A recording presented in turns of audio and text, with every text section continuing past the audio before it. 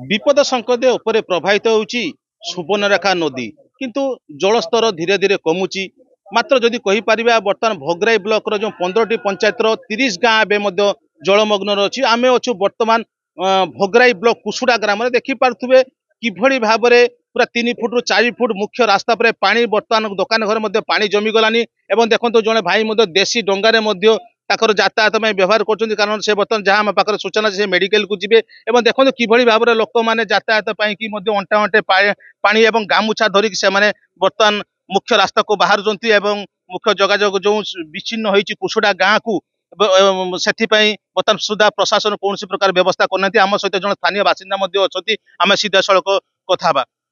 ଭାଇ କେବେ ଏ ପାଣି କେବେ ଆସିଲା? ଭାଇ ଆସିଲାନି ଆଜି 3 ଦିନ ହେଲା।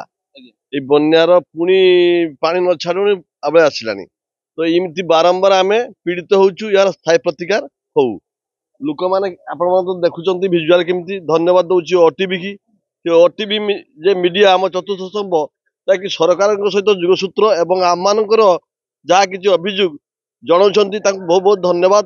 ପ୍ରଶାସନିକ ଏଯାବତ୍ ଆସିନଥିବା ବେଳେ ମିଡିଆ ଭାଇ ଆମମାନଙ୍କର ପାଖରେ ଆସି ପହଞ୍ଚି ଯାହାକି ଶୁଣାଉଛନ୍ତି ଆମର ପ୍ରଶାସନକୁ। ସରକାର ଆମର ଠିକ ଅଛି, ବାକି ପ୍ରଶାସନ ବହୁତ କିଛି ଅସୁବିଧା କରୁଛି। ସରକାରୀ କର୍ମଚାରୀ ମାନେ ବହୁତ ତ୍ରୁଟି କରୁଛନ୍ତି। ଏଯାବତ୍ ନୌକା ଡଙ୍ଗା କିଛି ଆସିଲାନି। ଗୋଟେ କାଲି ରାତିରେ ମିଳିଥିଲା ଛୁଟିଆ ଡଙ୍ଗା, ଅଫିସର ମାନଙ୍କର କାହାରି ଦେଖା ନାହିଁ। ତେଣୁ ଆମେ ଜଣାଉଛୁ ଯେ ପ୍ରଶାସନିକ ସ୍ତରର କିଛି ସୁଦୃଢ ଭାବରେ କାର୍ଯ୍ୟାନୁଷ୍ଠାନ ନିଅନ୍ତୁ।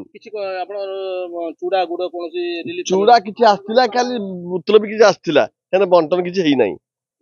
ଆପଣ ଶୁଣୁଥିଲେ ଯେ ପ୍ରଶାସନ ଯଦି ବା ଚୁଡା ଦେଇଛି ଏବଂ ପାନୀୟ ଜଳ ଦେଇଛି କିନ୍ତୁ କୌଣସି ପ୍ରକାର ବଣ୍ଟନ ବର୍ତ୍ତମାନ ସୁଦ୍ଧା ହେଇପାରେ। ଲୋକମାନେ ପାଣି ଘେରରେ ଅଛନ୍ତି। ଆମ ସହିତ ଜଣେ ମଧ୍ୟ ବୟସ୍କ ମଉସା ଅଛନ୍ତି, ଆମେ ପଚାରି ବୁଝିବା ସେ କୁଆଡେ ଯିବେ ଏବଂ ଏତେ ପାଣିରେ ସେ ବର୍ତ୍ତମାନ ଘରୁ ବାହାରିକି ଆସୁଛନ୍ତି। ମଉସା କୁଆଡେ ଯିବେ ଆପଣ? ମୁଁ ଯିମି ଟିକେ ମାର୍କେଟ ଆସିନି, ତାପରେ ବାହାରदा ଯିମି, ଆଉ ତାପରେ ଆମର ତାଳ ଡୁଙ୍ଗାରୁ ଆସିନି, ଆଉ ଇଏ ନାହିଁ ଆପଣଙ୍କର ଆଜି 3 ଦିନ ହେଲା ଟିକେ ପିଇବା ପାଇଁ ପାଣି ନାହିଁ। ये टाइम कल जो आसुता ट्रांसफर्मर पड़ी पानी नहीं नुके एठी तो आम उंचार ठिया गाँ भितर जो परिस्थिति नुक हाहार डाकुच गोरु गाई बाहरी पारु नहीं।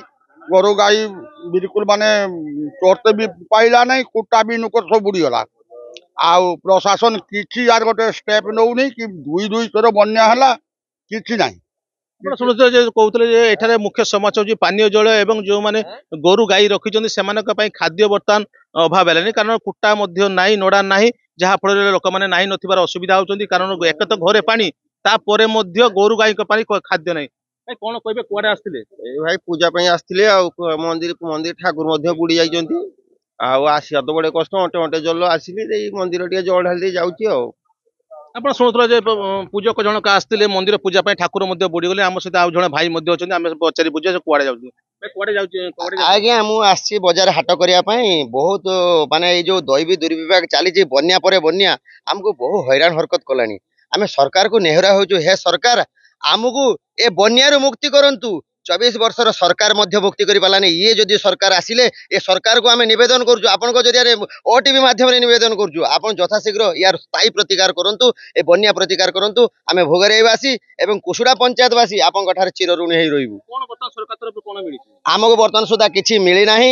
ପ୍ରଶାସନିକ ଅଧିକାରୀ ଆସୁଛନ୍ତି, ଖାଲି ମୁହଁ ଦେଖେଇ ଦଉଛନ୍ତି, ପଳେଇ ଯାଉଛନ୍ତି, କିନ୍ତୁ ଲୋକ କେତେ ମରିଲେ କିଏ ବୁଡିଲେ ଇଏ ପାଇଁ ତଦାରଖ ନାହିଁ। ଟୋଟାଲ ଖାଲି ଆସୁଛନ୍ତି, ଚେହେରା ରଖିକି ସାର୍ଟ ପ୍ୟାଣ୍ଟ ଭିଡିକି ଆସୁଛନ୍ତି। ଆମକୁ ସରକାର ତଦାରଖ କରିବା ପାଇଁ ପଠେଇଛନ୍ତି, କିନ୍ତୁ ତଦାରଖ ଏଠି କିଛି ହେଇପାରୁନି। ଆପଣ ଶୁଣୁଥିଲେ ଯେ ଭାଇ ମାନେ କ୍ଷୋଭ ପ୍ରକାଶ କରୁଛନ୍ତି କାରଣ ବର୍ତ୍ତମାନ ସୁଦ୍ଧା 3 ଦିନ ମଧ୍ୟରେ ପାଣି ଘରରେ ରହିଲା ପରେ ମଧ୍ୟ ସେମାନଙ୍କ ପାଖରେ କିଛି ମିଳିନାହିଁ। ଏ ହେଉଛି ଭୋଗରାଇ ବ୍ଲକ କୁସୁଡା ଗ୍ରାମର ଚିତ୍ର।